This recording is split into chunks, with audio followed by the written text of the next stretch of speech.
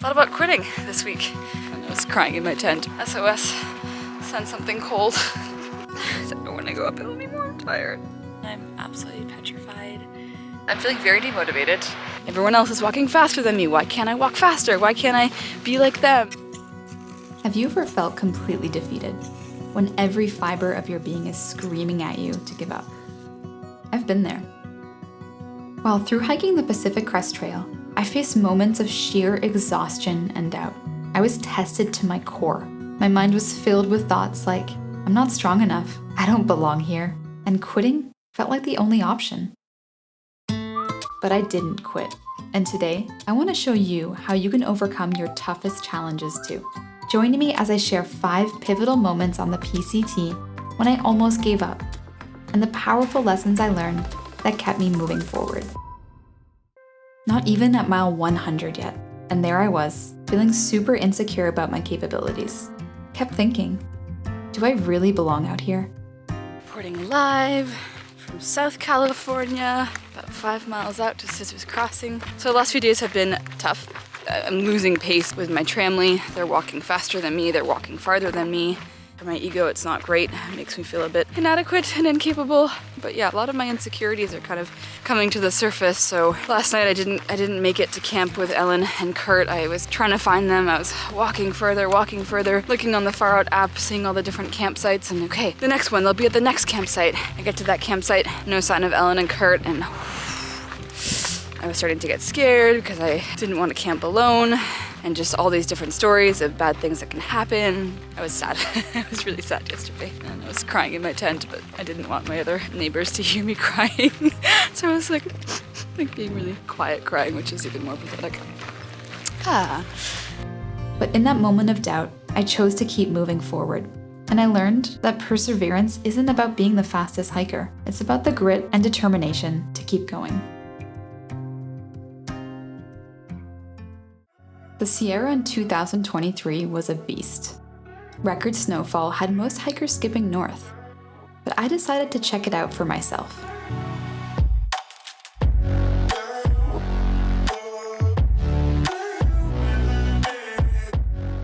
We are approaching Forester Pass, which is at 13,000 feet. Traverses on Forester Pass are going to be snow covered. When I get there, not too early, so the snow isn't super hard. You don't want to get there too late where it's so slushy that you can't get any traction. My biggest fear was the no-fall zone that they call the chute. One slip could be fatal. If you have any kind of vertigo, even if you don't have vertigo, you have vertigo up there because it's very high up and very steep, and I'm absolutely petrified. The day before reaching Forester Pass, we met hikers turning back, saying it was too dangerous, even with ice axes and crampons. And after struggling to find a safe river crossing all afternoon, I decided to turn back. I'm feeling very demotivated. I'm trying to stay positive, but I'm also in a mindset where I'm just kind of a little bit done. As we started backtracking, I received a message on my Garmin InReach from friends who had just crossed Forester Pass.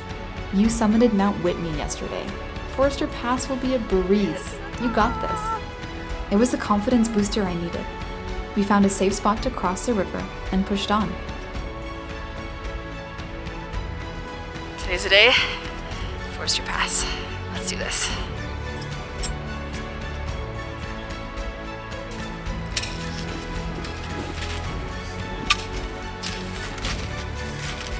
Get me off this. Okay. Look. Okay, that was okay. That was fine. Yeah. Well done. Yay. Okay, that was fine. We did it! And I learned that sometimes just when you think you can't go on, a little encouragement can reignite your flame and show you the way forward.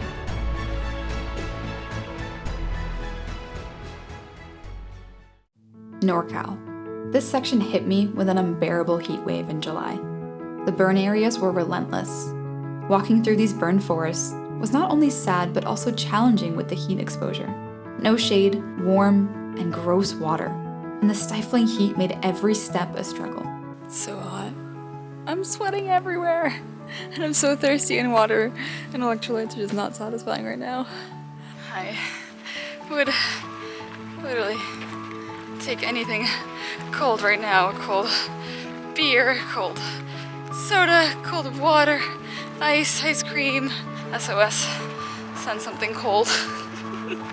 One step at a time, with every cute town stop in NorCal like Etna and Mount Shasta, a cold root beer, and a refreshing shower, I regained the energy and motivation to keep pushing forward. And I learned that even in the most unbearable conditions, small joys and comforts can keep you moving forward.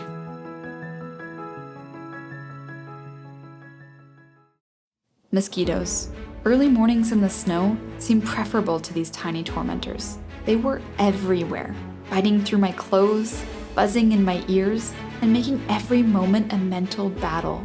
It felt like there was no escape, no respite. They tested my sanity, and I wanted to throw my trekking poles up in the air and quit in that moment. Mosquito season has arrived, and I am not holding up well. They are swarming, they are itching, they're biting through my clothes.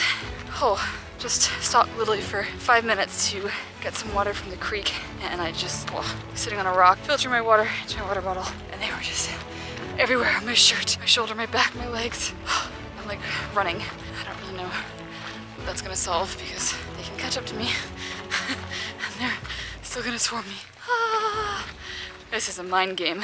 And now the mosquitoes are back at 6 o'clock in the morning, just outside on the tent wall, waiting to pounce. Mosquitoes are not fun.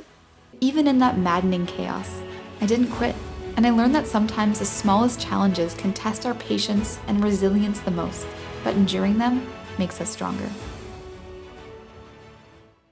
Thought about quitting this week. That's the first time that I've considered or even had that thought cross my mind, but I just wasn't having fun. It's been hard. There's been a lot more snow than I expected, and still trying to route find, still not knowing what the trail is. Even after hiking nearly 1,300 miles, I still felt inadequate.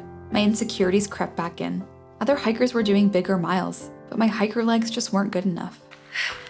It's a beautiful view, and all I can do is cry. I don't want to go uphill anymore. I'm tired. I'm slow. Everyone's faster than me. I can't keep up. I was out of the hiker bubble, lonely and exhausted. But I kept going, and I learned that self-doubt can follow us anywhere, but it's our ability to push through it that defines our true strength. The majority of these moments happened in NorCal, the hardest section for me. I felt like all the PCT hikers had vanished, and I was left alone with my thoughts and challenges. But I didn't quit.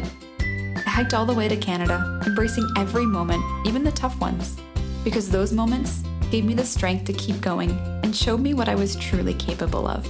I can do hard things, and so can you. If you're watching this, remember that when life throws you curveballs, keep going. There's a rainbow on the other side, and it's you, a more capable, better, and stronger version of yourself.